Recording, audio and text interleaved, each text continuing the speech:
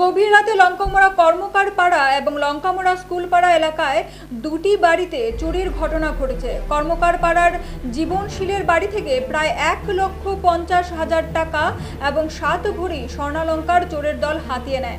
লঙ্কামোড়া school পাড়ায় সাবিত্রী দেবের বাড়ি থেকে নগদ টাকা সহ স্বর্ণালঙ্কার চুরি হয়েছে।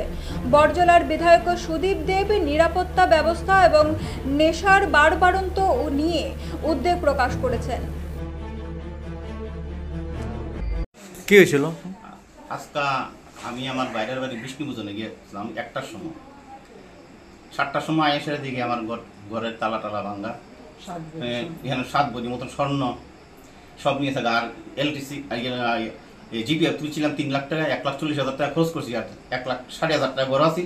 টাকা দিয়ে নিল আর স্বর্ণটা লইয়া গেছে চুরে। তালা ভেঙ্গিয়া ছানাদা ভেঙ্গে আইসে পিছাদা গেছে এই 6 ঘন্টার ভিতরে, 1টার থেকে 7টার ভিতরে।